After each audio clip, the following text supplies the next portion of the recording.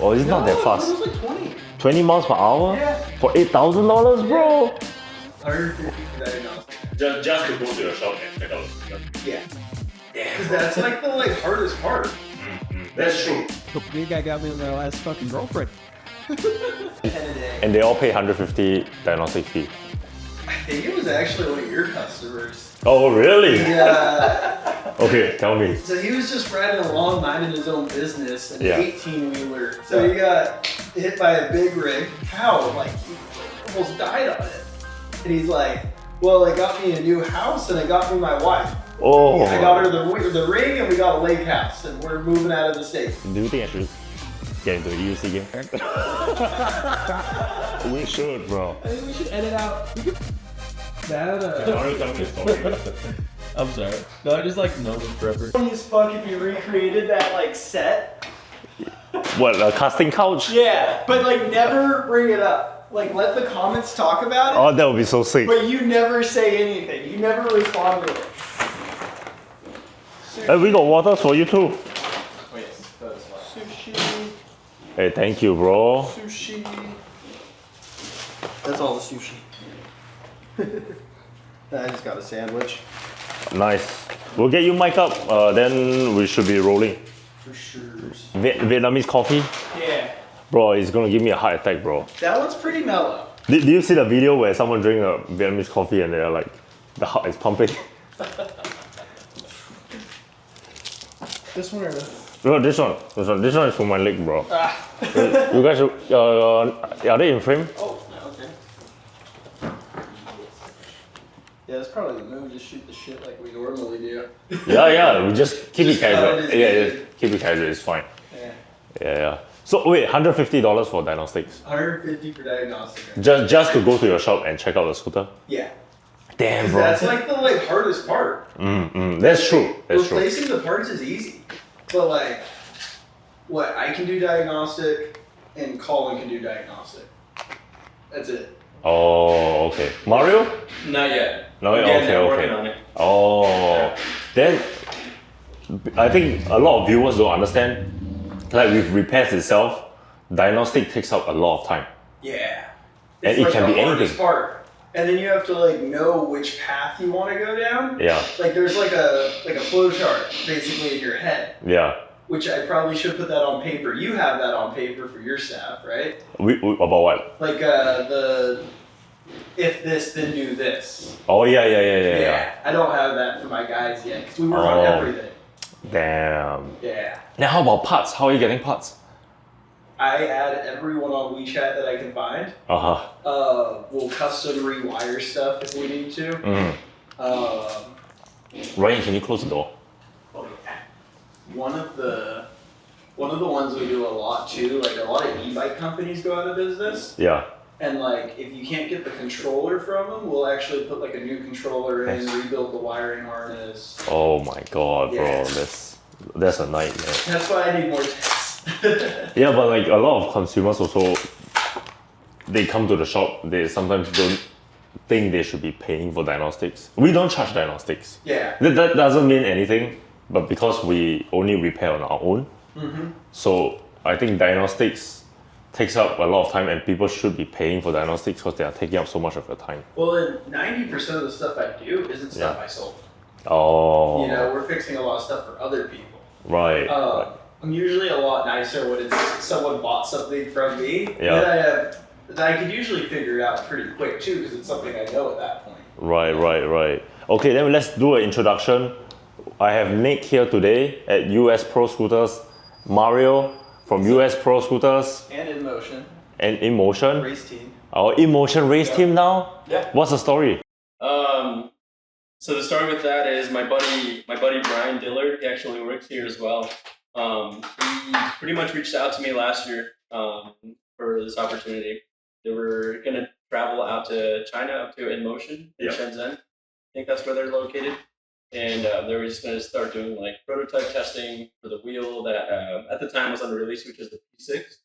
And so he was just like, "Yo, we're gonna be doing some testing for this thing, just keep it on the low." But there's potential for a team to be happening, and I was recovering from an injury I was recovering from an injury at the time, so I was like kind of hesitant because like I wanted to make sure that I was going to be able to perform if I was going to be committing myself to that. But thankfully, I just was like after I was taking pretty steady steps as far as like riding hard on the electric unicycles go. So I was able to like heal my injury pretty well to the point where, I got to the point where I agreed to being a part of that team, and here I am in the off season having some fun during practice. But yeah, that's kind of how it came about. It was really my friend Brian that reached out to me that was a part of that program that made it happen. So it's pretty sick. That's sick. When do you start making content? Because I'm seeing your content is popping off on social media. Yeah, so I mean, I've been making content quite inconsistently for like a couple years now. But I've just been focusing more on like just doing a better job at it. So like instead of releasing like a video here, like maybe like once a month, like but it's like mediocre. I kind of want to make like I've gotten to a point where I've been enjoying making like good stuff on like my personal pages because I want to get in touch with like my artistic side, which I never really put out too much because I was always focused on the racing stuff. I've been racing for like the whole time I've been a part of my the electric stuff. I started with electric skateboards 7 years ago, and then electric unicycles like almost 4 years ago. Then the whole time I've always just been like focused on racing and test riding and stuff like that. So I just wanted to shift my focus more kind of towards middle to the end of last year and just make it more higher quality and just more thought into it. So that was really something that I've been pushing more. So even after breaking your shoulder, do you still have the balls, like the same balls to go race? He did it again like a week ago. What? Yeah, so I broke. So what happened last year is like a week before a race, I was practicing, and a week before the race, I was practicing, and I had just swapped tires on my setup. That was an electric skateboard, right? I was getting ready for this event called eSkateCon that happens every March every year in Vegas. So I was like, okay, like, we were just doing the usual practice stuff. We're out at the Sepulveda Dam in Van Nuys. And I go to change my tires from this one set that I was like, oh, it's kind of like slipping a lot. It's hitting a lot of, the tire temperatures were just getting too much. So the tires are starting to get slick. So I was like, oh, I'll change tires. These are wider. And then, so I would go to those tires and I immediately felt the difference. So I was like, oh, okay, I'm super confident now. And then when I come around this one turn, going around 25, 30 miles an hour on the board, I just feel the rear end just like aggressively kind of shudder. Like, not shudder, sorry, it's a bad. Just like completely just lose it in the back, which is just completely lose it. So I've been used to sliding on a board comfortably for the last couple of years, but the way just like that specific tire slid that day, it was aggressive and not for those that race electric skateboards in the scene, you guys understand that like when you start to slide, it's very gradual. But the way this tire slid, it was very aggressive and sudden. Like it just was grip and then there wasn't nothing. So what I did was like I was going into the turn, I don't know, somewhere around the 30, I think it was like 25, 30 mile an hour range. Just going in there, I had my hand down, which we have gloves. We have little, like downhill skateboarders, they use pucks. So they have gloves and then they Velcro like this plastic puck on there so you can slide on the ground. Oh, yeah, so, that's cool. I didn't know that. Yeah. So I was in the turns doing almost 30 mile like ish. And then I put my hand down like the usual. But when I did that and I hit the limit of that tire grip, it just slid out aggressively. And then I tried to save it by like standing up like a little bit, and then as soon as I did, it hooked up super aggressively. So if you can think of like like MotoGP is to a whole obviously different level because they're so fast and there's so much power. But just think of a high side, like how they get flung across their motorcycles and like they fly up in the air. When it hooked up again, it hooked up so aggressively that I just like had to like just bucked me off the board. And that first step, when I stepped on the ground, I think I like had my ankle like twisted or whatever. Like I just didn't sit right, so I ended up breaking my talus bone in my foot, and just kind of like hyperextending all the ligaments in there. Also, the shoulder is not that. Yeah, this is different. This is from this past Wednesday. Oh my god, bro! Literally like 2 days ago. How many bones have you broken from the body? broken was just my first bone. First bone broken in the 7 years that I've been. Well, at the time it was 6 years that I've been racing stuff, and this is more like I just haven't gone to go to get it checked yet. But I definitely re-sprained my ankle on Wednesday as well. But that was like dislocated. Yeah. So the way this happened, yeah, it was a very similar actually scenario where I was going into the left turn, my hand was down, but the rear end that I hit over a paint line in the little practice lot that we use every Wednesday. And as I was going into it, I was like trying to hold a consistent amount of high speed into it, more than I was like usually did. But when I went, I was starting to kind of like have too much momentum where I was going to go off the track. So I started slowing down in the apex. And then the rear end just like locked up when I hit over that paint strip. And then, the board just went, it just like went around me. I just looped it essentially at the high speeds. So then I just like, on the ground rolling. And I think when I, in one of the impacts, when I actually hit the ground, I might have like dislocated my shoulder. Cause like when I finally stopped rolling around, I like sat, like I was like laid out on my back. I'm just like, oh shit, what just happened? And I tried to bring my arm over, and it just like I was like limited. It just wasn't coming over. It's like, oh, what the hell? So I just like kind of flung it back up above my head, and I just felt the pop just go like back. And so I definitely dislocated my shoulder in that fall on Wednesday, and sprained my ankle, which I was thankfully just more concerned about my ankle because that was a previous injury already. Right. And thankfully it didn't feel broken. It just definitely felt just a sprain. A lot of pain, but nothing like I experienced last March. But yeah, that was but yeah, this definitely got popped out of its socket, and then as soon as I flung my arm back, I just felt it just go back in place. And the puck he had on his glove that time too had flint on it. Yeah. So as he's like rolling, there's like sparks flying up in the air. Oh, it made it look so much scarier. But it looks cool, no? Yeah. I'm upset nobody was like filming it. You know? Have you broken any bone? No. Bro, you should. I should. When we went to AIM Expo, Yep. there were so many people running the business in e-moto. They were on like a cane or wheelchair. Whipping around, it's part of the game, bro. Yeah. At some point, gonna get to you. touch wood. I've like mellowed it out a lot. Yeah. Like, because you find all those like really, really fast scooters. Yeah. And then next thing you know, you're going like 60, 70 miles an hour, and it's like nothing. It's just a normal day of riding, going freeway speeds on a normal street. Yeah. So I like, at one point I had it like click in my head. I was like, I'm gonna move to a dirt bike for a little bit, you know? And then right now I'm riding like more of like a moped style bike. Just something like super mellow, but I always ride with my dog in the backpack, so I can't do anything too crazy. We need to put that on the video.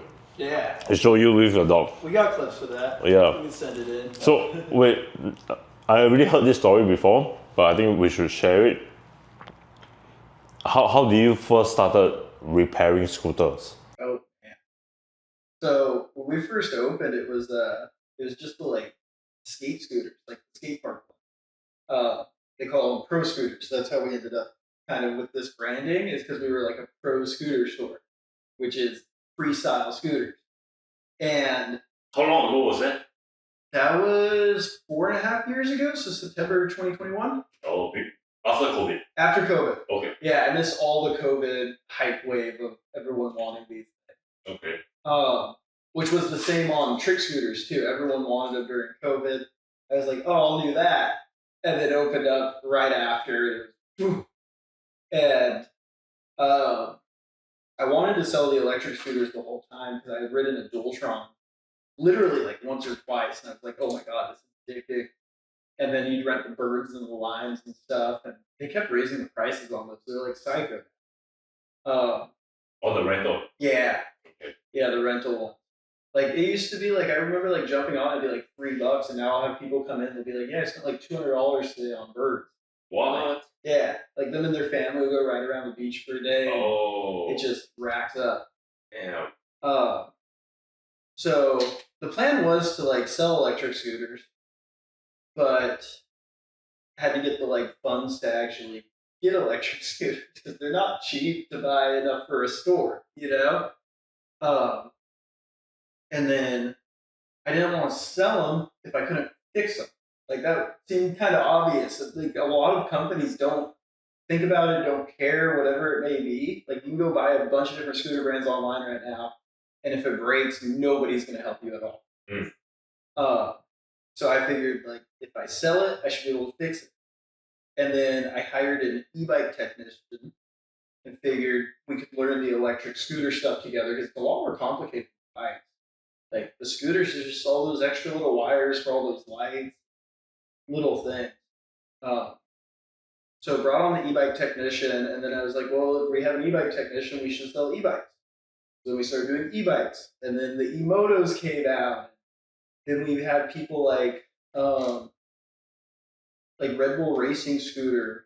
They had like a carbon fiber one they wanted us to fix for them. Like they had no one they could find in the U.S. that would fix it for them. Which there's people. The expensive one, right? Yeah. $8,000 one? Something like that. Oh. Yeah, so you've seen that one. Yeah, I've seen that one. Yeah. So they were distributing them out of Long Beach. Oh. It was an Australian company distributing out of Long Beach. And whoever was running the place while they were gone, like screwed up all kinds of stuff. So the Australians come back to the warehouse and they're like, what do you mean none of these work? Like we have to send one out for a music video. Oh. And so they bring it to us, and what ended up happening was the valve stem was like a very small valve stem. So the normal valve stems wouldn't fit in it, and like they couldn't get the factory to send another one in time. So we had to like sit there and dremel out the motor on this like $8,000 scooter. Oh my god. Yeah, it was like nerve-wracking. Did it get fixed? Yeah, we got it. Oh. And then they brought us another one. Because remember when they did F1 Vegas? That was like a huge deal. They wanted one of them there, and they show up to the shop and they have two of them that are like snapped in half. Like one's the deck, one's the bars, and they're like, "We need it to work." And we're like looking at it, and like all the electronics are bad too. If they're snapping, how do you guys repair it? We took the bars off of one and the deck off the other, and put them together. Oh my god! Is it safe to ride? Yeah. Yeah, because it wasn't like it was just the deck was broken. Okay, and then okay. just the bars on the other one was broken. So you took half of each one, put it together. But the real nightmare was the electronics had all got burnt out somehow. Like Wow. whoever had tried to work on it before, like shorted everything Wow. except the battery. So the Red Bull scooter has a single swing arm. So we had to find a motor that would like actually fit into a single swing arm. Oh right, it has one swing arm only. Yeah. Yeah, So you yeah, can't yeah. have the dual axle. Right. Damn. Which like shout out to Hector at OC Scooters. Okay. He saved us on that. Nice. He had one ready to go and got it set in for us and all that. That's not e-bikes plug OC, right? No, it's Hector different. has OC Scooters in, I think it's in Buena Park. Oh, okay. He's been around for a long time. Okay. I don't know, there's not many of us that like know this stuff that deeply. Okay. Like, even on your like forums, like the people that are there know each other at this point. Yeah. So, like other shop owners, we usually tend to just like chit chat because it's like Is that the one that got the Roadrunner SE? Hector sells what's that brand? Mini Walker. He imports himself. Oh, okay. Yeah. So he doesn't do the Roadrunner or anything like that. Small shop, lots of tire changes, Okay. lots of repair work. So that's why we get along with him because we just like bounce ideas off of each other. Or he'll Okay. see something and he'll send me a picture and be like, "Don't work on these; they're nightmares." But yeah, he got that all done, and then we put a vest in it In a small in the Red scooter? Bull scooter, Oh, the big one, the big shit. carbon fiber one. It's really fast, no? Or is it No, not that it fast? was like 20. 20 miles per hour? Yeah. For $8,000, bro? Wow. There's your what do you call that? The caption, the photo when they open up the video. Yeah. No, but that's a showpiece. Yeah, Yeah. and they are like really pretty scooters. Yeah. Really beautiful, but like at the same time, I'd rather have a roadster. Yeah, You then know? you should get a roadster if you want something so expensive. Yeah. What was the first electric scooter you repaired? First one we repaired. Do you remember? Your first love. Dude, the Dualtron Thunder Yeah. version 1, that was the one that got me hooked. Thunder 1 got me hooked. Is it because it's challenging, hard to repair, or is it Well, for fun riding, to repair? for riding, okay. it got me hooked. I don't know what we started with because we probably started with tires or something, right? Yeah. And then worked our way up because like you have electronics going everywhere, the motor and everything. So you kind of have to get a little familiar with everything. Right. Just Then, your tires. where do you find Mario from? Mario, I met with the LAPD group rides. Okay. So every Thursday in Long Beach, there's a big group ride. Sometimes it's bigger, sometimes it's smaller. But he would go to all of those rides. That's where we met Smalls. And I have some other techs that I've met through that community as well. But he's been doing those forever. Forever. A lot of group rides. That's kind of how I started on riding these whole things. I met this one dude and he was like, yo, come out to the group rides. And then from there I was like, yo, this is so sick. You know, you'll see like all ages. Everyone's really cool, just wants to ride. Back then it was like electric skateboard was like what everybody was kind of starting on. And then from there just branched out to like e-motos and then like electric unicycles, electric scooters. You just started seeing like the group just start to get more diverse over time. It was really interesting. Yeah. Are they clamping now at Long Beach, like for e-motos? They're Long Beach is locking pretty in good. on like if you're riding more recklessly, they're a lot like more on it now. But riding fast, like with traffic, we've been really left alone. Yeah. You know, we'll have cops ask us questions and be like, "Oh, that's kind of cool," you know. Yeah. So Cops buy them too. yeah, Yeah. We get like cops just come into the shop every once in a while. literally yesterday, like in uniform, firefighters, all of it. Yeah. But he does his like intro to speed thing too. Oh, that one is cool. Yeah. Yeah, intro to speed is cool. And it's like a really good idea if you want to rip around but not be like breaking the law. Yeah. That's where intro is really nice, and there's intros all over the world. Like it's not just Long Beach, like they're in other countries and stuff. I thought it's multiple cities. Yeah. Oh. He started that. Oh, you started it? Yeah. Wow. Yeah, it was a long time ago when we first started racing. It was like late the fourth quarter of like 2019. They Mo Biggs, which he runs Stooge Race Boards. He hosted a race series. So that was when I first got into whole racing, and I was like so hooked. I was like, "Oh, this is so sick! This is so fun." But at the same time, I was like, "Yo, like we should totally." With my my buddy, we were like racing each other a lot, and like we were like, "Yo, we should like." I was like, "We should teach people," because like a lot of the guys at the group rides, because it was mostly electric skateboards. So and then it's electric skateboards. I want to say it's arguably probably the hardest one to go fast on because there's just more moving parts. You have 4 wheels, trucks, you have to get everything right. So at the time we were just getting a lot of the guys like on their group rides, they were just kind of eating it, like falling here and there, and it was just like, yo, let's just get together somewhere at a parking lot and let's just try to teach people how to like dial in their bushings. I hit up Riptide bushings. They used to be based out of Santa Barbara. I think they moved up north to the state of Washington. I forgot exactly where, but I got in contact with him, and I was just asking him for advice about like bushings and stuff like that, which is a whole complicated actual like conversation because he's incredibly technical. Brad from Riptide. So he was just trying to say, oh, how much does this person weigh? I was like, oh shit. So it's like, how much do they weigh? What kind of trucks is it? Is it double kingpin? Traditional TKPs, like, and then what kind of deck is it? Is it flexible? And I was like, oh. So essentially, I just asked him a lot of questions. So that's kind of how it started. It started out just like, yo, we were racing, and then I was like, yo, let's try to teach the guys so they have like a better, so they just don't fall on the weekends when we're riding, and as much, and then that way everyone's just like a little bit more knowledgeable. And then for those that were really hooked into racing, it was like, oh, it's a track day, so we get to all like thrash around the track. So That's when SOS was still a thing, right? Yeah. Literally, that was the first SOS, which is SoCal Outlaw Series, was my first experience like in electric just skateboard racing. What got me into racing in general. I see. Do you give them a certificate after they learn how to ride? No, we haven't gotten to that point. We pretty much just I mean, we have a lot of people that just come back every week. Yeah. So it's just very more community based. It's it's just mostly just like community based. It's like if you had like soccer practice every week and you're just like coming back like a pickup game. like a pick. Okay. So nowadays, like we're over the years, we've just seen racing kind of growing and growing, and then Electrify Expo 1 year they just like 2024 they were like, oh, we're gonna host like races and stuff.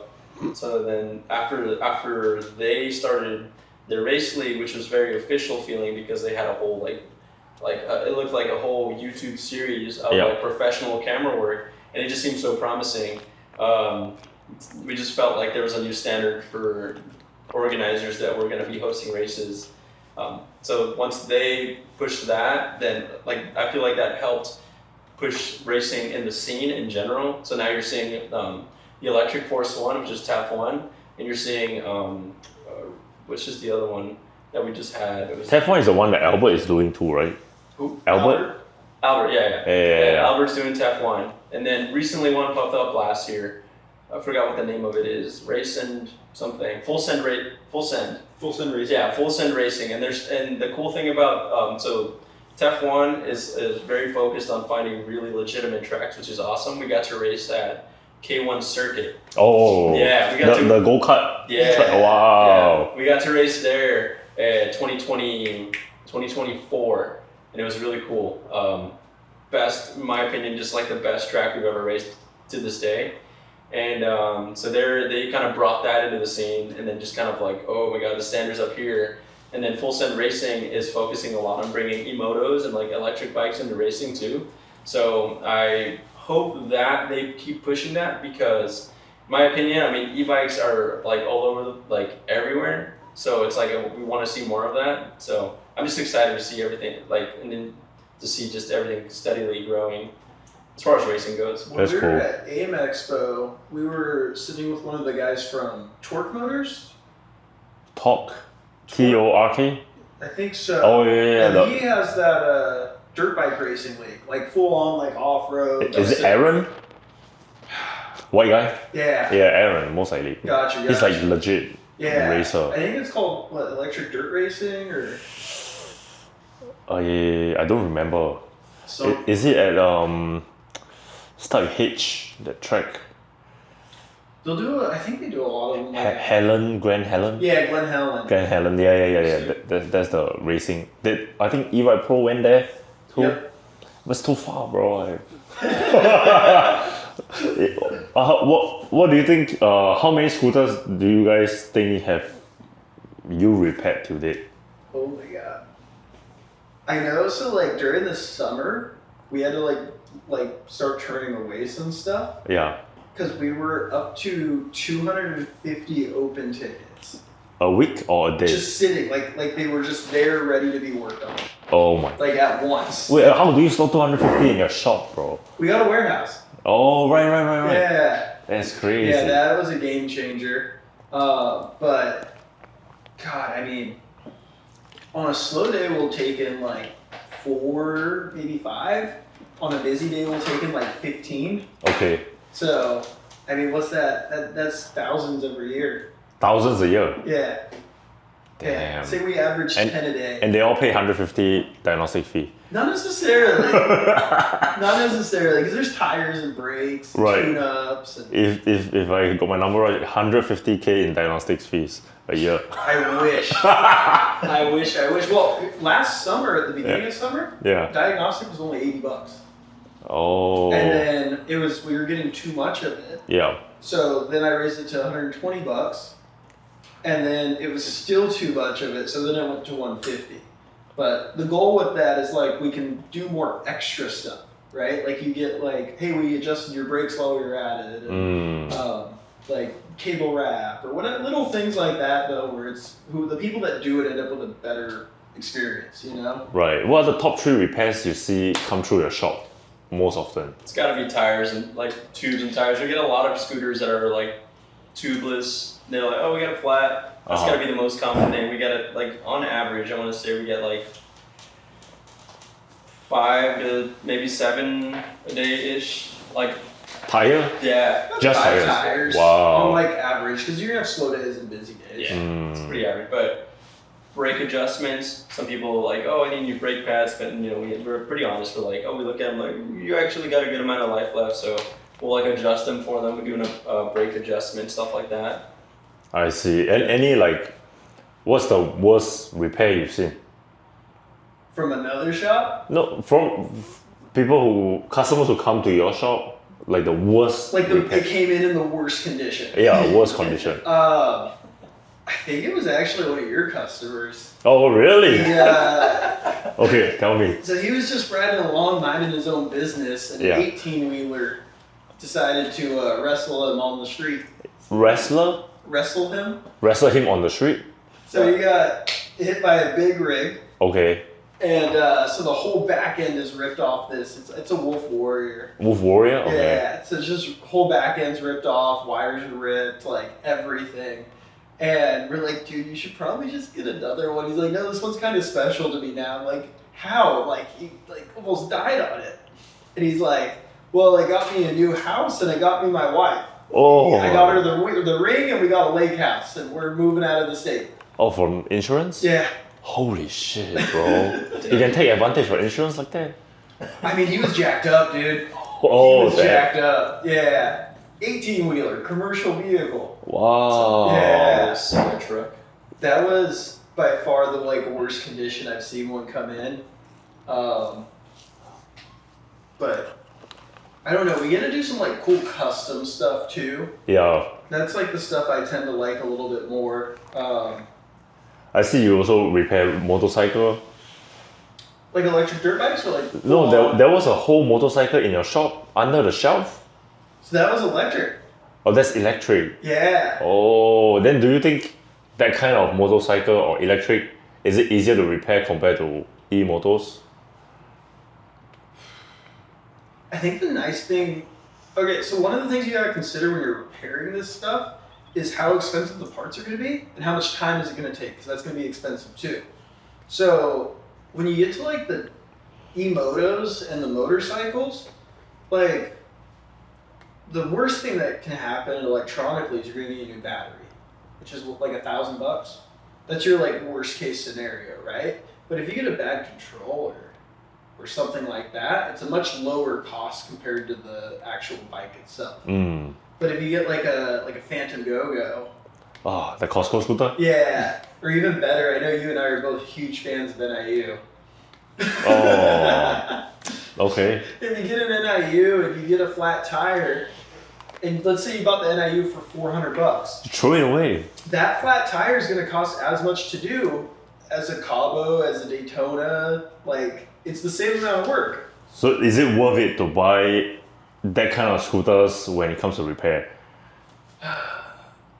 I'd say if you're, those two that I just named, they do both run tubeless. So I'm pretty okay with the tire thing. So that's going to be an expense no matter what you have. Mm.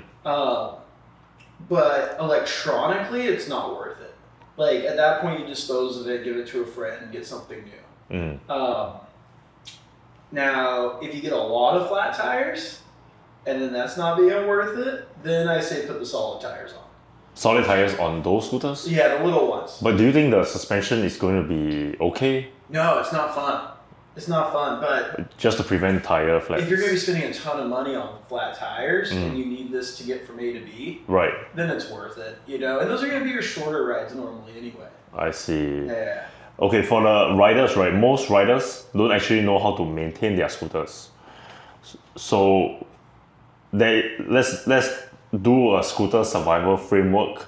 Like if someone owns a scooter, what are the top 3 to 5 maintenance rules they should always follow? Do we all want to do one? Yeah, you can do one. You go first. I always tell customers when we do the tire changes and tube changes to just look at their tire pressure depending on how much they ride it. So if they're riding it like every day to get to work, then I just tell them to like make sure to look at your tire pressure, monitor it like every 2 to 3 weeks.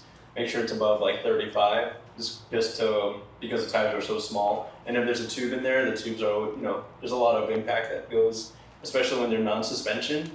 So I always just tell them to monitor their Have like a tire slow pressure. leak or something. But how do they know what tire pressure they should That's a maintain great at? one. What's up? How do they know what tire pressure they should maintain at? I always tell them about 35 just 35. to avoid a pinch flat because those Okay. tires are like not slim like road bike tires, which go to 100 psi, but they're like they're small but like still like big Yeah. ish. So I always tell them above 35 to avoid a pinch flat. Which Mm. on the side of your tire, it'll say the PSI. And it's pretty much always between 30 and 50. I think that's all I ever really see. 30 or 50. Yeah, 50 is like gnarly. It's like you'll feel. I mean, you'll be safe, right? The tube should like avoid pinch flats, but now you're just like super bumpy. So that's why I say like 35 and above. Like you'll be like that way. You give a little bit of cushion on the tire, so it's Yeah. not too uncomfortable to ride. I've seen a customer that tried doing 50 and during summer it hits up, right? Yeah, Like in New York, I think, exploded, bro. I believe it. Yeah, exploded. I've seen that happen. I've heard, I don't understand it fully, but I've seen it happen where you put slime in on a hot day Mhm. with like an inner tube or whatever, and like you'll just be sitting there and the whole tube explodes like while you're there. And I've like seen multiple different reasons for it, Yeah. but like I don't think anyone's like, it's one of those ones that's argued about. So if it's tubeless, do you recommend customers put the green slime in it? Why? I've seen it like, it like dries up, it gets all like clumpy and moldy in there. Oh, Which we will charge a cleaning fee for that too. Pretty gross. But you can just use tire sealant. Like Armadillo's does one that's pretty popular. We usually use Stan's or we'll use Muck Off tire sealant. mark off tire sealant. Yeah. Is that new? No, they're for like bikes, like bicycles. Or bicycles? Yeah. And you put it on a scooter? Yeah. Oh. Yeah. Then if the tire has a sealant already, the self-sealing gel, should you put a sealant? We don't do it. Mm. It's Because it'll. Yeah, I just recently like made a video on it on the US Pro Electrics page where we took off. I think it was a Kaabo. yeah. Yeah, it was a Kaabo tire we took off, and it's like somebody had installed sealant in there, and they had the what's it called, like Gel liner. they had the gel liner in there. But what the sealant does, because I'm assuming it's probably heat and there's liquid, and then the adhesive. So because you have the liquid in there, it kind of like eats away at the adhesive of the actual gel liner. So when we removed the tire, the gel liner was just flopping around in there. It wasn't actually Oh, stuck I've to seen the. that too. Yeah, it was just like it just came off. It was just one big piece, which isn't terrible considering like when it does actually like. If we've had customers ride, which you know it's totally normal because they need to get where they need to get to. But when they ride on a flat tire and they have that liner gets everywhere. It's always the segways. yeah, Always it's always the just literally G30s. always the segways, dude. Yeah. But yeah, so adding whoever they went to get this tire change, they added sealant to the tire that had the anti-puncture adhesive stuff, and it was just came off as just giant like, and it was super slimy and weird feeling. Oh, Yeah. it's It was all in disgusting, one bro. piece. It was just one piece. Yeah, Wow. At least it's one piece, bro. It's Yeah. not like everywhere. exactly. Yeah, I've seen it stick to the Which I actually have a rim. trick for that one. You can use any adhesive remover to Mm. get it off. So we started with just like a little bottle of Goo Gone, and you just wipe it on there, and it takes all of it right off. Maybe Yeah. a little bit of elbow grease. Now we buy like a gallon of adhesive remover. and Like a use that. Goo Gone, but a gallon? Yeah. Dude, we're actually running out. Where do you buy that from? Costco don't sell that, right? Or Home Depot don't even I sell a think I got gallon. it on Amazon, but they just like made laws kind of weird. Like I can't get rubbing alcohol on Amazon now. Wow. Like 99%. So how long does it take you to finish a gallon of Goo Gone? We've had that bottle for a long time. 2 years. 2 years. Okay, that's good. That's good. Yeah. Then you should stock up more, no? I think it's So time cheaper. for more. But yeah, I don't know. That really helps with that. Other maintenance thing I don't think people do enough is check their brake pads, of course. Mm. Um, How do they check? Because sometimes they don't know how to check. yeah, that one honestly, if you don't know how to check, I would say just take it to your local bike shop. Mm. Like, it's one of those ones you don't want to screw around with. Brakes are kind of important. Yeah. Plus, like, if you're riding, so you're gonna have your like brake pad, the whole unit, and you have like the metal housing for it, and then you have your pad itself that wears down, right? Yeah. We'll have people come in, and all the like meat on the pad is gone, and it's just the metal housing of it, and just destroying their rotors, destroying their pistons. So if you really don't know how to do it, I'd have your local bike shop show you, because that's going to be the safest thing you can do. But you just get in there with a flashlight and you kind of see if there's some thickness on there, because it should be like double stacked. Like if you just see one thing, something's not right.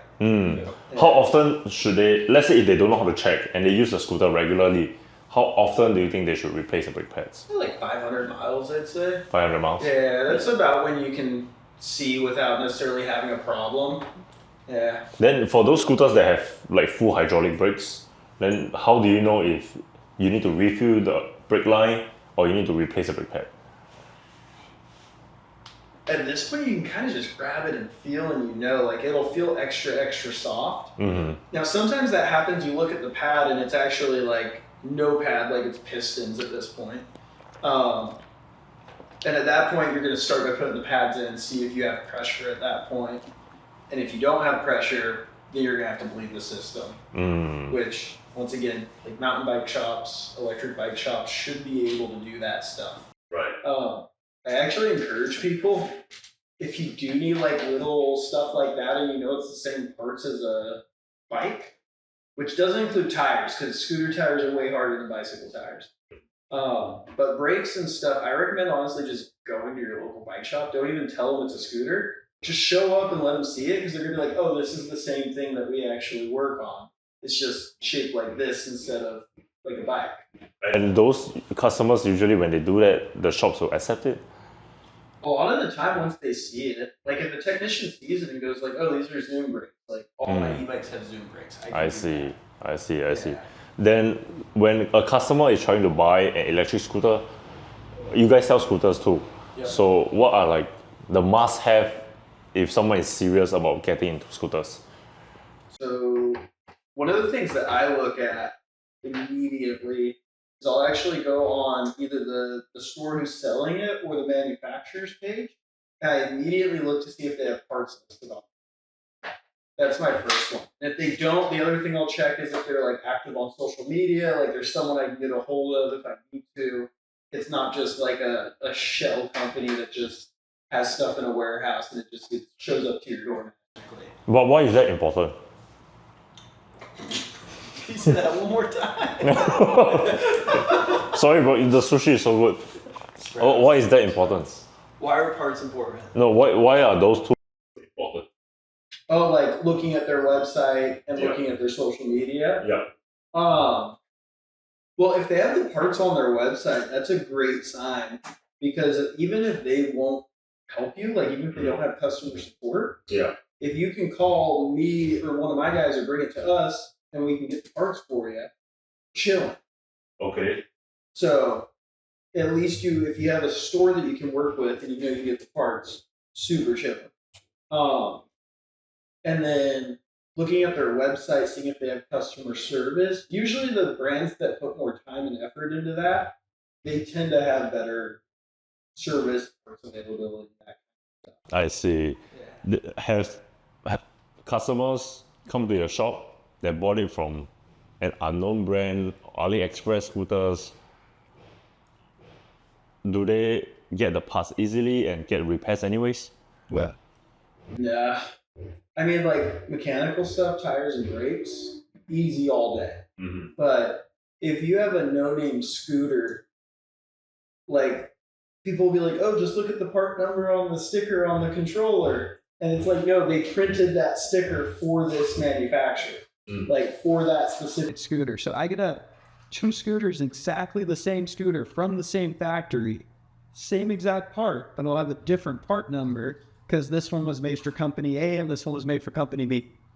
So that can be like just a deal breaker, because then imagine we do this on the bikes where we'll put in another controller and like custom wire everything to make it work. Right. But the scooters have so many more wires than the bikes do. that it's like just grabbing any controller is not an easy task. A few moments later. The big guy got me my last fucking girlfriend. And we should say that, bro. Gonna go. That's part of my sales, bitch. Like, oh, then you get parts from Voro? Oh, I'm super close, dude. You got me my last girl. Come on. Okay, tell the audience, am I a good wingman or not? Awful and amazing. Okay, you didn't tell the story. You didn't tell the story. Gosh. Where were we at? We were at Warped Tour. I need to get my tickets for Warped Tour. Oh. Yeah, I was looking at them today. Fun. That was so much fun. But we went kind of late to Warped Tour. Like, hey, we got there at like 7 p.m. Yeah, on the day that we went. And Melvin's like, dude, I'm gonna find you a chick. I'm like, chill out, man. Like, we're just gonna, like, I've been wanting to go to Wolfer since I was like 13. Like, that was a sick show. Yeah, I'm just here to listen to bands that I've been listening to since I was in like middle school, maybe even younger. And we're walking around. Melvin's like, "Have you met Nick? Have you met Nick? Have you met Nick?" It was like, Barney Stinson from How I Met Your Mother. Oh. It was like that. It was awful. But then we ended up going to a bar, and he actually found someone. He actually found someone and set it up, and that was super cool. It was so funny though, because it went from like having met Nick to like you were dancing to country music. Oh. Yeah, you were like hoedown dancing. Dude. Oh, really? Oh yeah. I was drunk, bro. That was so much fun though. Like, dude, that was honestly like Warped Tour was the most fun thing I've ever done. Like, that was so cool. And she became your girlfriend for like half a year, right? Not really, not technically. We never like lock that in. Oh. Yeah. I don't think we should put that choke in there. We should, bro. I think we should edit out. We can put most of that in there. I think we should edit out that last choke.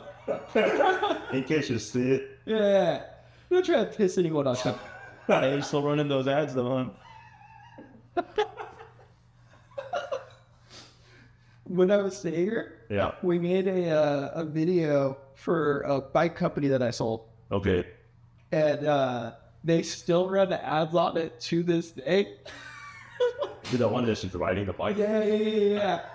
So like after we like split up, the guys are like seeing the ad and none of them want to bring it up to me. Oh. None of the employees want to bring it up to me. And then I finally bring it up and they all start just dying laughing. They're like, dude, I've been wanting to ask you about this for like a month. Like, they're just like reoccurring like, hey, here's you with the girl you dated. Like, it just pops up on my feed like every single day. Yeah, it's so funny though. Good times, bro. Yeah. What we've done? We've done Lakers game. Yeah. We've done WWE. WWE, yeah. The Warped Tour. We did Escape Halloween. Oh, right, we did Escape too, yeah. Yeah. You were at that one I too. was at that one. Yeah. Oh, we didn't know. Yeah. Oh, yeah, we know. Yeah. Oh my god, that was fun too. Yeah. Coachella, you should go. Which one? Coachella.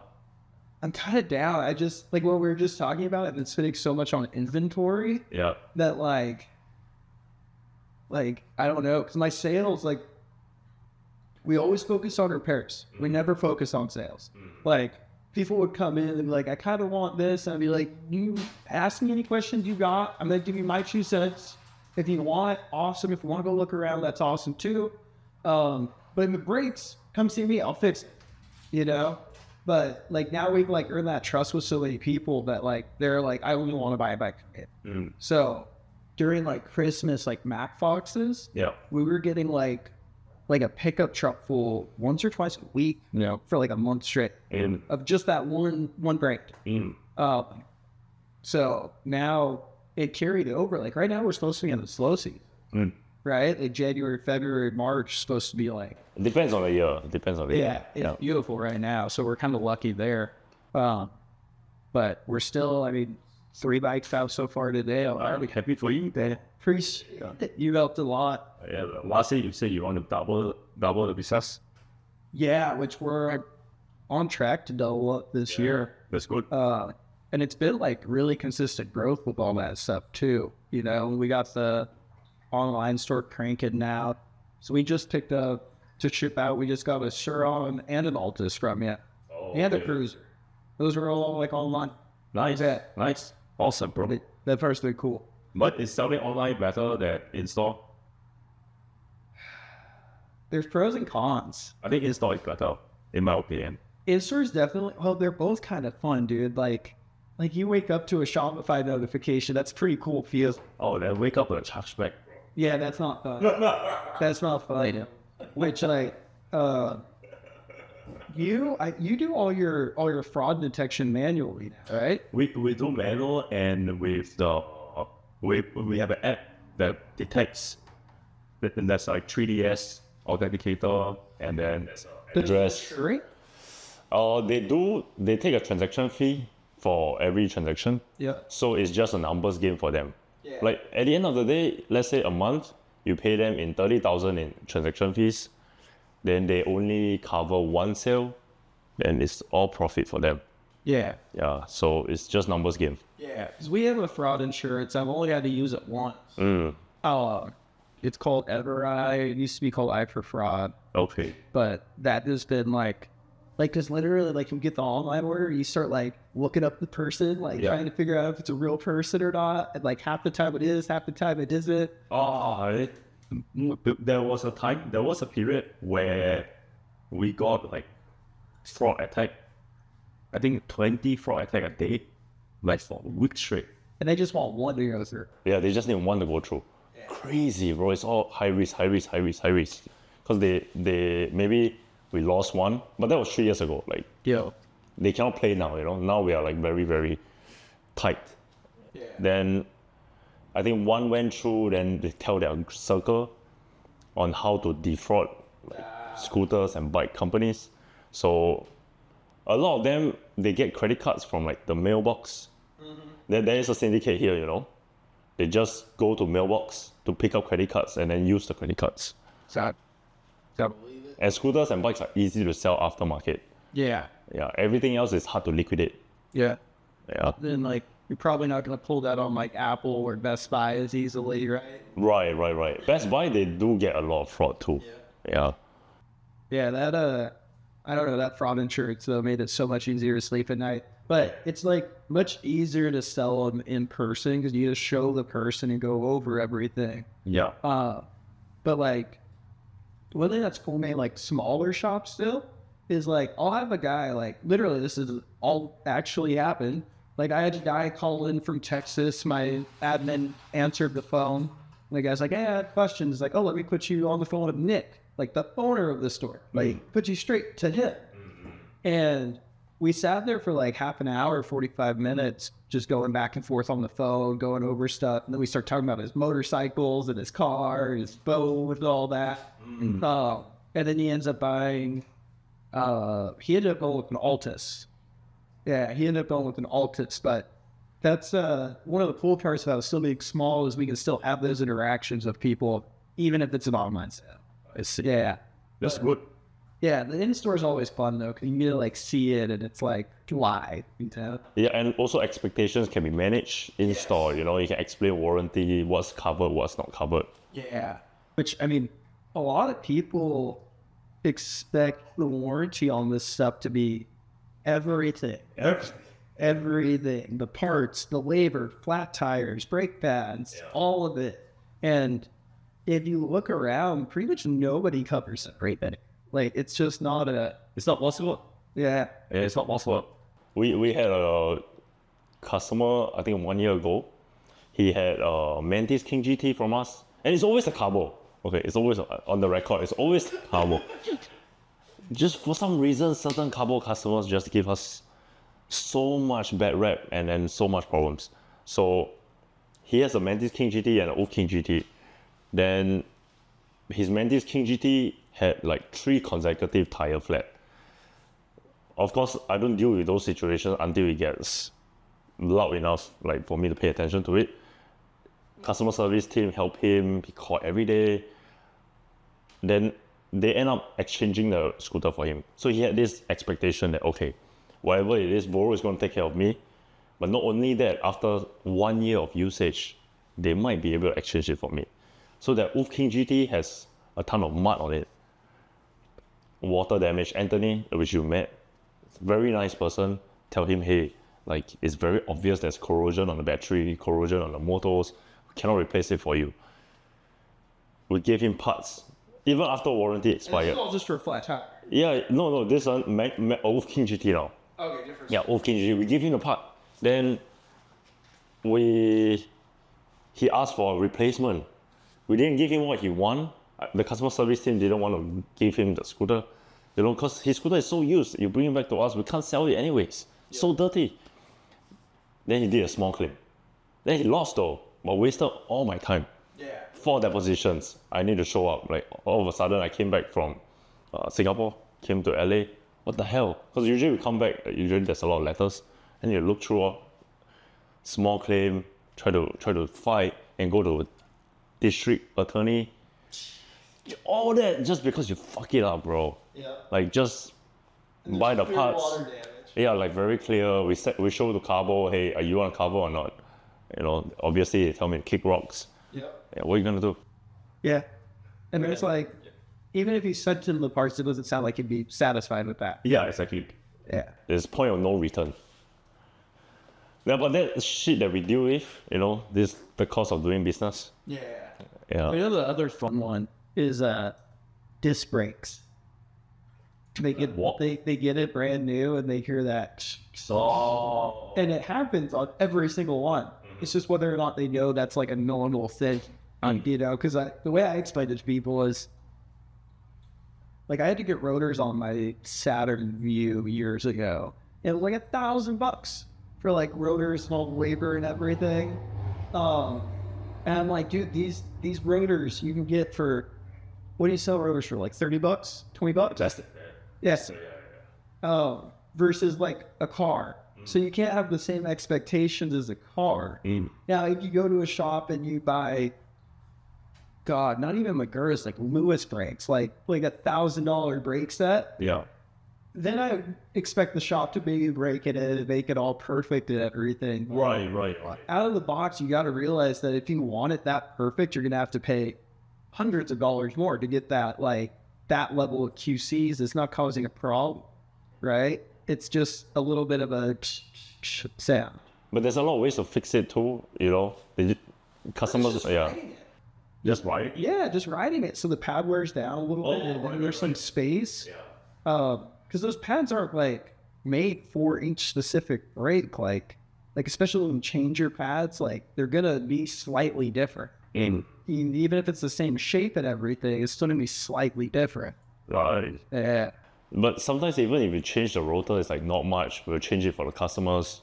Yep. Then what if you change it and it's still making that sound and he doesn't believe you that sound is not normal? I think if someone made it a big enough deal, I'd actually go open up a box, like a brand new one, and then just hit the throttle and be like, look.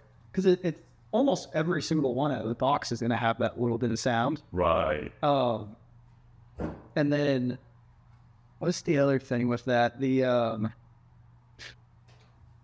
Oh man, I'm breaking. I had a good one lined up right there too. When it comes up, bring it up again. Yeah. Have you had customers that are self-proclaimed engineers to debate that your repair is not done well? My favorite one. Okay, we should start off with like, I don't act on it, but in my head I'm like super petty. Okay. Like I'm always just like a screwing back, but I don't like, I've got it locked down where I really want to help the people, so I like ego gets put to the side and you do the thing. But one of my favorite ones, we did like a huge Dualtron repair. And it was kind of like the kaabo you were describing that was just completely water damaged or everything. Like this thing took a bath. So when you go into that, you don't know every single part that's going to be out. You have to kind of work at like a tree and it grows, right? And then you go, okay, the light hub is out. The main like terminal for all the lights is out. And then you fix that and you go, okay, now 8 of the light works. These 2 lights don't work, so now we got to do those as well. And We get him all the pricing, all the parts pricing, labor pricing, all of that put together, and he picks it up and he's so happy with it. And the pricing we had already told him, he goes, I just don't understand how you get to charge that much for that. And like, we already went over all this. He goes, yeah, but like, are you certified? Like, certified by who, dude? Like there isn't certification. There's LEVA, like Electric Vehicle Association, but that's going to be more like traditional e-bikes. Like for the stuff that we're doing, like a Dualtron, like those are not easy to work on. Like you can't just take a course; you have to actually do it, you know. And it was in perfect shape. Like he was so happy with the quality of the repair. And I actually went in and like made a Instagram video of like those skits where it's like customer says this and then you say this, and it was that song where it's like was it Mama Says That It Was Okay? And it was just all the different brands that we do like contract repair work for. So it came up with like kaabo, and we do Segway repairs, and just like who certified you? Well, like everyone gave us their seal of approval because nobody else wants to do this, you know? It's very hard to do. Yeah. It's not easy, but And they break stuff. The technician breaks stuff when they learn how to do it. Oh yeah, you have to pay the price to allow technicians to learn. Yeah, it's very expensive to get them to that level. And I've seen other shops like try to recreate that like repaired heavy side of the business. And then their technicians start breaking stuff and they get all mad at the technicians. And it's like, he's just learning, dude. Like he's got to learn how to do it. And he's going to break some stuff. You got to deal with it. It's not fun, but if you want a good technician, that's how they become good. yeah, I think for local grocery stores, customers can understand. Yeah, but sometimes it's hard. We cannot do that with customers. At least for us, I have to pay for parts for them to fuck up first before they touch customers. Yeah. Yeah. Exactly. Yeah. So it's a price that we have to pay. Then what do you think about Dualtron and kaabo repairs? Like right now, after looking at the electric scooter progression, what do you think about those two brands in general? How is their build quality and repairs from your lens? So crazy. That's such a crazy question.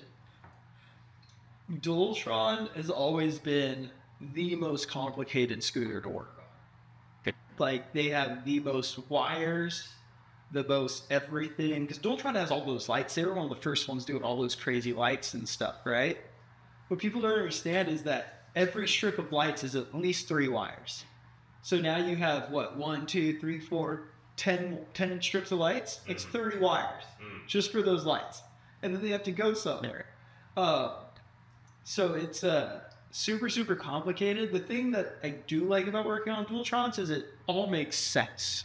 Okay. Like there's not like hidden things in there where they like combine multiple things. Like every piece, every part is its own part. So I do like that part because you can always fix a Dualtron. It's just how many holes do you want punched into the drywall before you get there, right? That's a very political way to say it.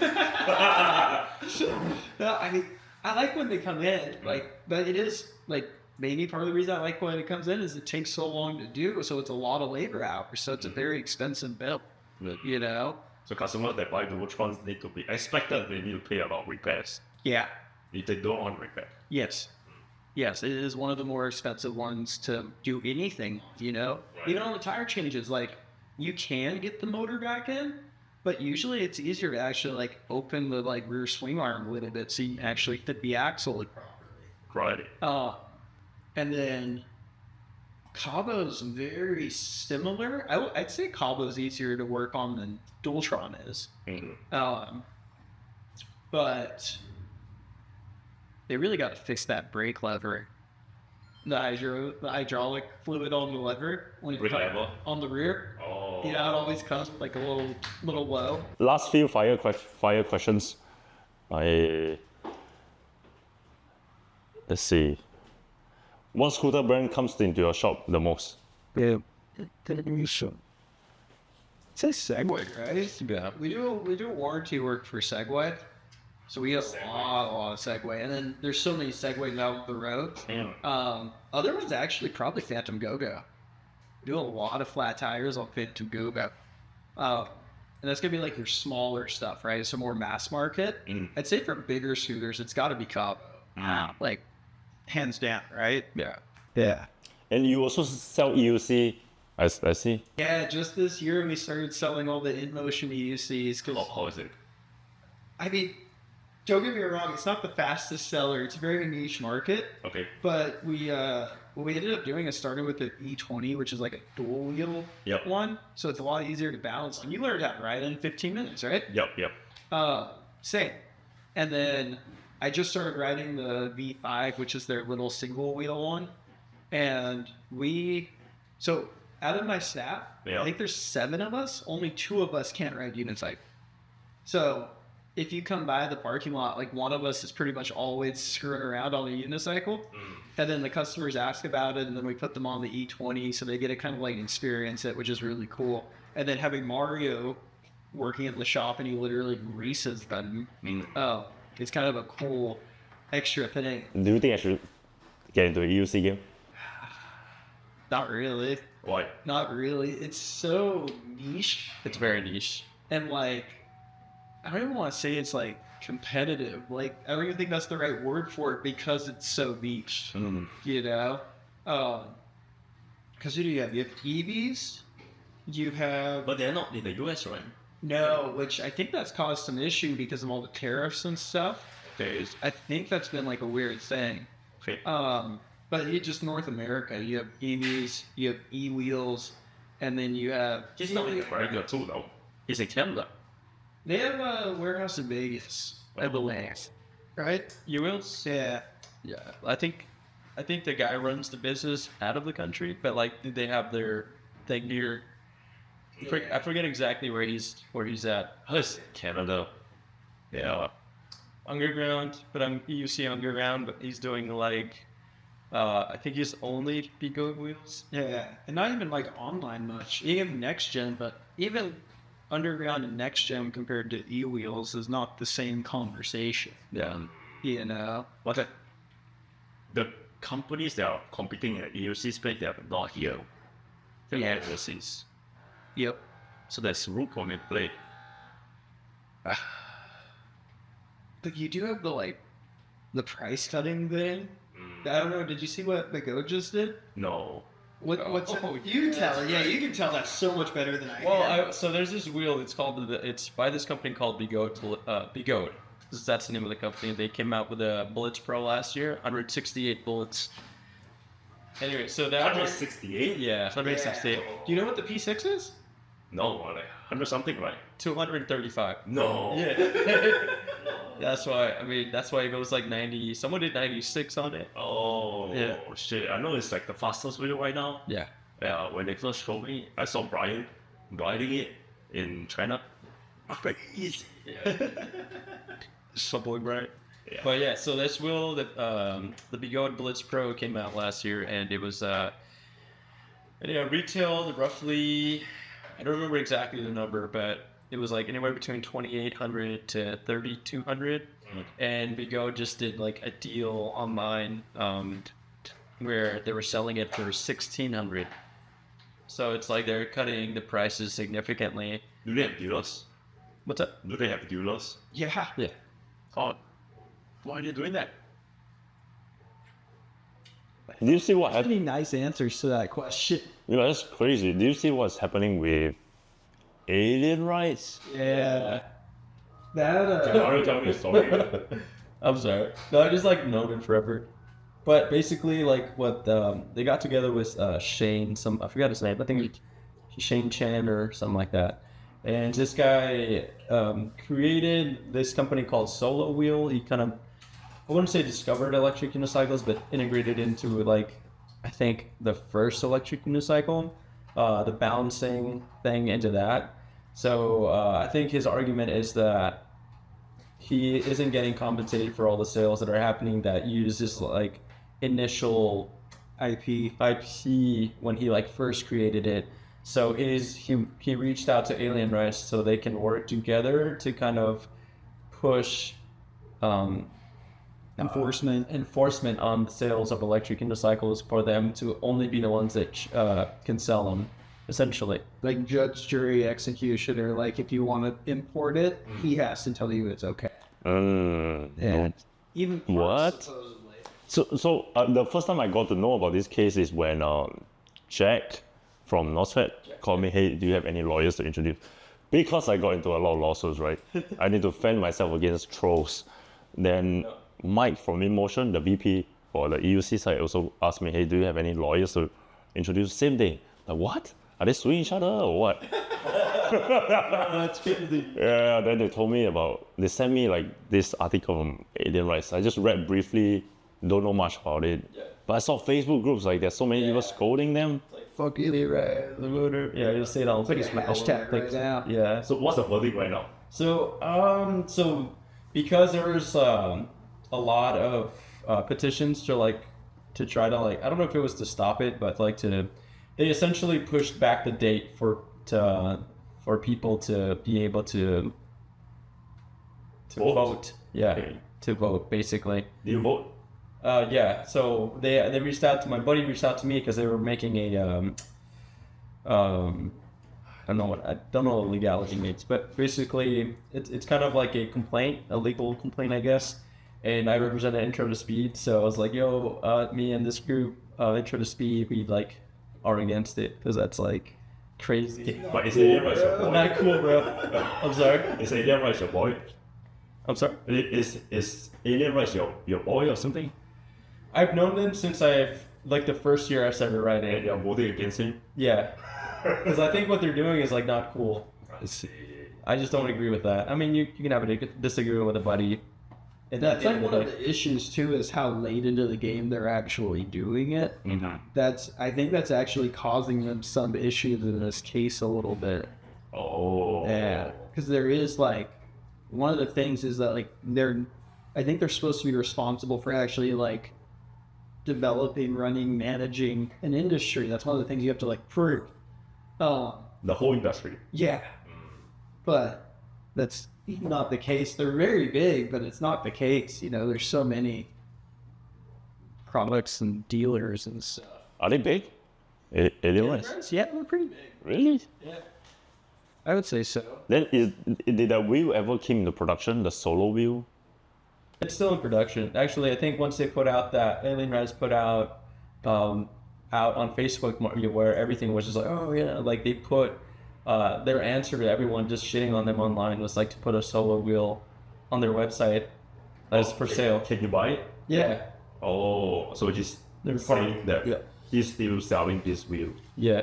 and other businesses are stealing away from him. Yep. Wow. Yeah, but initial design isn't used by any company. It's really I don't know the nitty gritty details of the whole thing, but to me, from what I remember is that they're not using the exact design that For the pads. that they were using for the initial solo wheel from this guy the guy that invented the solo wheel. His paperwork explicitly says that the pads are integrated into the wheel, whereas all the EUCs now, for the most part, the nicer ones, the pads actually Velcro onto it.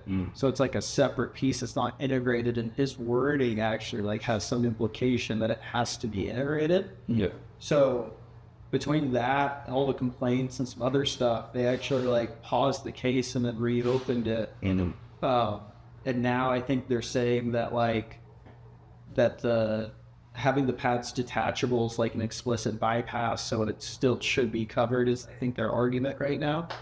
But I don't know. I've always been if this is what the paper says, then that's the rule, What happens if it goes against the EUC manufacturers? Imagine if you're the only person that could sell scooters. That's not going to be good. Sell a lot of scooters. I don't think so. I think the market gets smaller because there's only one choice. Well, there could be multiple brands, and you can still sell it to shops like me. But you touch every dollar. I think the market gets smaller. Okay, so for scooters, right, the amount of competition is so little now, in my opinion. It's so little. Other than Segway, Navi maybe. Navi, NIU. Then the rest are all from China or Canada. Oh, like where they're ran out of. Yeah, like then they don't sell that many. Yeah. So the competition has gotten like softer now because the market is softer. Yep. Yeah, so when the market is hot, there's a lot of competition. Yeah, like early on, it was all kaabo and Dualtron. Like that was like for higher spec scooters, that was like the best you could possibly imagine, better than you could even imagine. Yeah. You know, and those things were just fast, and it was those two were always, and everyone was trying to be them. You know, but now there's so many. Like you see a lot of like the T-wing and the G-space and all that. They're the same. Yeah. Yeah, same. Yeah. But they're giving you performance at lower prices now, but the quality is just so crazy. How do you tell if the quality is good or not good? I mean, like one of the big things for me is just like start with the neck of the scooter, Okay. right? Like the old school. God, what would that be like?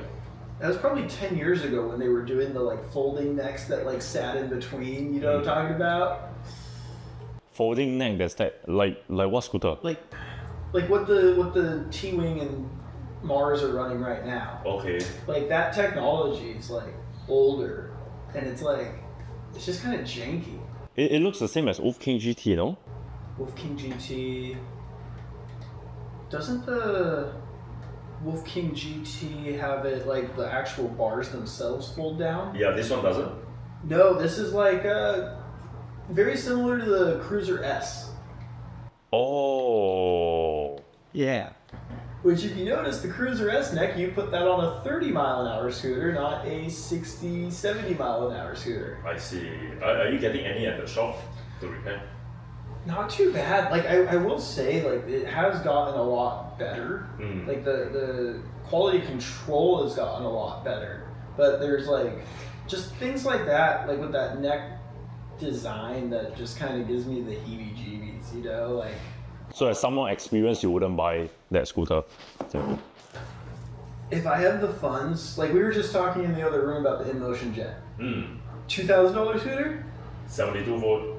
50 mile an hour. Yeah, 50 miles per hour. Yeah, like for $2,000, that's what I'm getting all day. yeah, and you're buying from a manufacturer that's legit. Yeah. And actually, like there's some extra design and stuff. It's not old thoughts. Like I was just talking about the Cruiser S folding mechanism. Your new Cruisers don't have that. Right. And the Cruiser 2, you like made that because the Cruiser S was just sitting there for so long and still selling. I'm not sure if I regret the decision to make the Cruiser V2. Because I told you about it. We spent 2.2 mil to do the Cruiser V2. Whoa, went to China. Stay there for 6 months, 3 months, then to build the factory to Cruiser V2. Yeah. Learn my lesson. It's a lesson fee, you know? Yeah. Because I have that, I think I was too emotional. I really want to fix it because some customers complaining. Really want to fix it and get a new version coming out. But the ROI is not there. Okay, so we are at the end of the pod. Any last words you want to tell people? Maybe promote US Pro Scooters. Oh yeah. Yeah, we're US Pro Scooters in Long Beach. We do sales service. We have a lot of the Voro stuff you can check out as well. We do custom work, all of that. Answer questions. A little bit of everything. Nice small store that can do all that with a lot of repair staff, and everyone that works there knows how these things work. Yeah. Yeah, so if you want to repair, go over to the pros. Leave it to the pros. There we go. All right. We're gonna have to do another one of these. Alright, let's do it, bro. You got it? Thank you, bro. Thank you, Mario. As well. Thank you.